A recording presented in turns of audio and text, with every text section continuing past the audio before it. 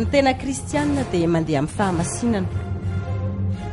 Toetra iray anavahana ny tena kristianina ny fahamasinana satria ny fanamasina no monina ao anatiny. Arak'izany dia tokony ho masina ny olona manana an'Andriamanitra, fa indrindra natioran'Andriamanitra izany.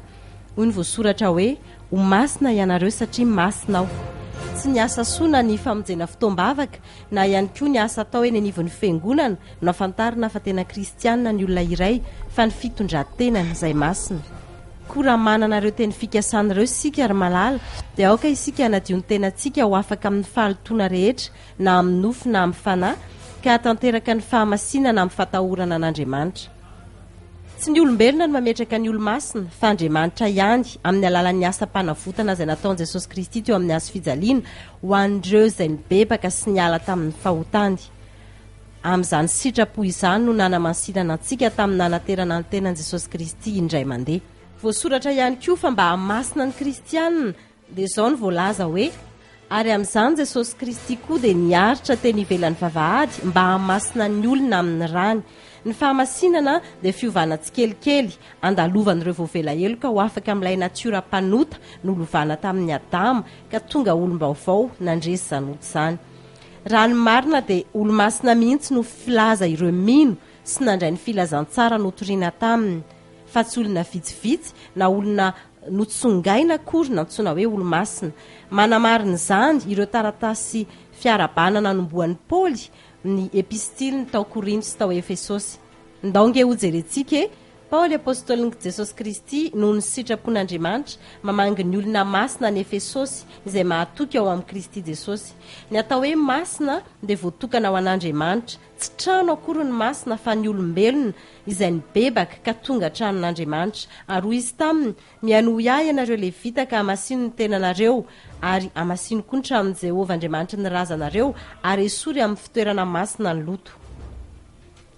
Fahamasinana no mendrika ny tranonao mandritry ny andro maro Jehovah o.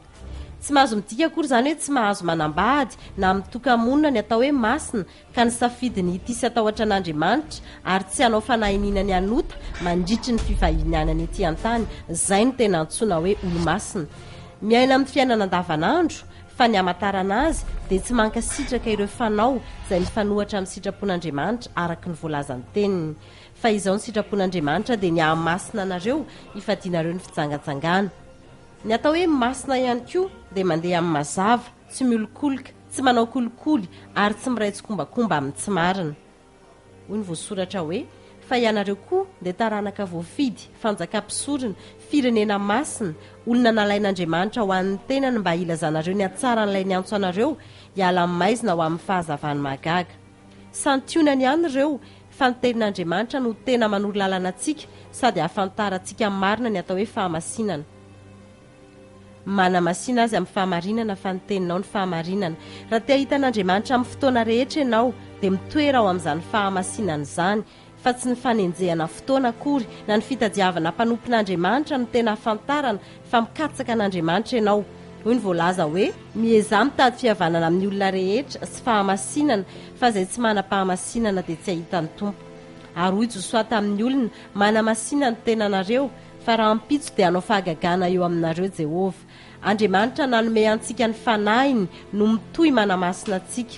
Hoy ny voasoratra hoe fa avy aminy no nanaovana anareo ao amin'ny Kristy Jesosy izay nataon'Andriamanitra fahendrena sy fahamarinana sy fahamasinana ary fanavotana ao antsika.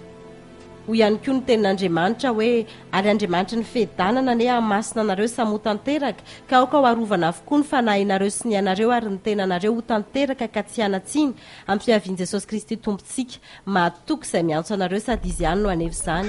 Tsy tsodrano tononona fotsiny amin'ny fiafaran'ny fotoam-pivavahana akory izany, fa tenin'Andriamanitra tena mampanantena, fanamasina ny olona izay tena mikatsaka azy izy ary tena maniry ny ho masina.